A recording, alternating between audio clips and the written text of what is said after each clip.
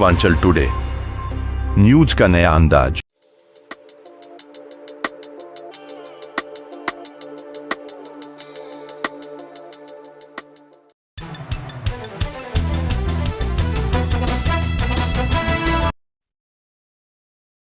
नमस्कार।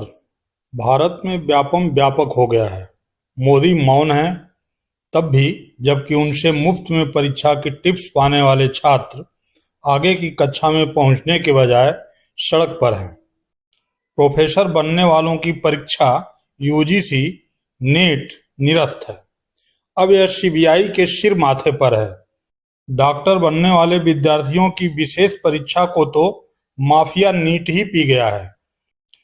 पानी मिलाया होता तो शायद समय रहते पता चल जाता, क्योंकि देश की राजधानी दिल्ली की पूरी सियासत की नज़र इन दिनों पानी पर ही लगी है। ऐसे में शिक्षा मंत्री आए बाएं साएं न बोलें तो क्या करें। उनको इस सिचुएशन से बाहर निकालने के लिए न तो मोदी जी टिप्स दे रहे हैं, न ही मोदी जी से मुफ्त में परीक्षा टिप्स लेने वाले छात्र मान रहे हैं।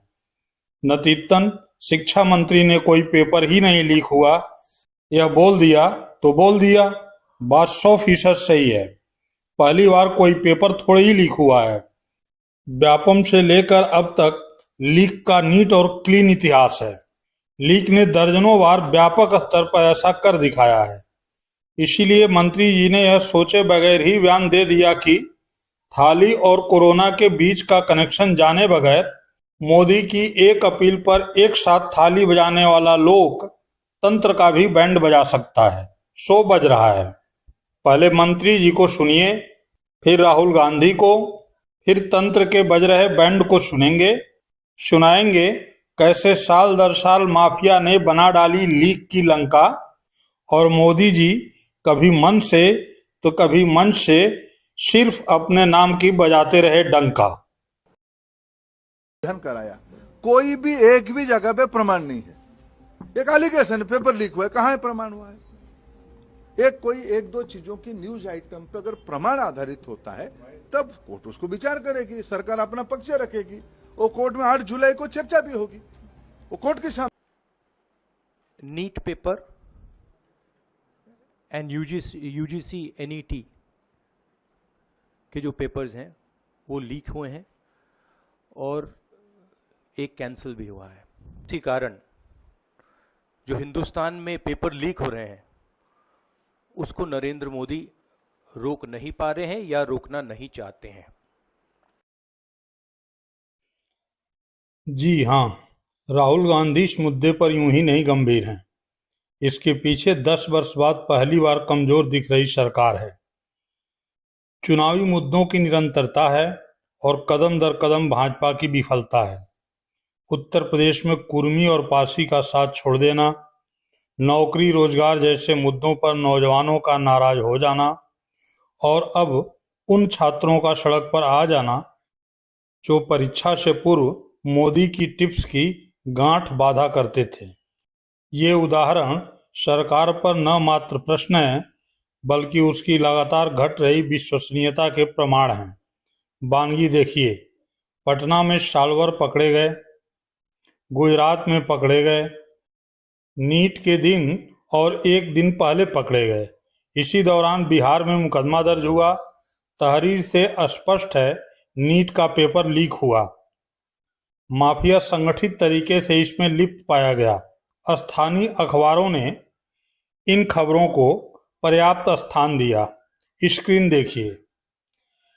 लेकिन इसके एक महीने बाद भी देश के शिक्षा मंत्री धर्मेंद्र प्रधान ने न केवल नीट में पेपर लीक से इनकार किया बल्कि एनटीए को क्लीन चिट भी दिया।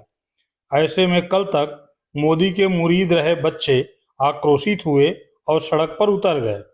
छात्र भले ही पहली बार सड़क पर बड़े पैमाने पर उतरे हैं, लेकिन पेपर लीक भाजपा नीति गठबंधन में पहली बार नहीं हुआ है। यह कई साल से लगातार होता चला आ रहा है और अब मोदी सरकार के गले की हड्डी बन गया है। एनटीए यानी नेशनल टेस्टिंग एजेंसी का गठन महत्वपूर्ण लक्ष्य के लिए किया गया था। उद्देश्य था प्रवेश परीक्षाओं को दोषमुक्त किया जा सके। लेकिन एनटीए का मॉडल बार बार फेल हो रहा है। 21 जून की रात CSIR UGC नेट की परीक्षा को स्थगित कर दिया गया। वजह संसाधनों की कमी बताई गई, लेकिन इसने एनटीए को लेकर छात्रों की आशंका को और बढ़ाया।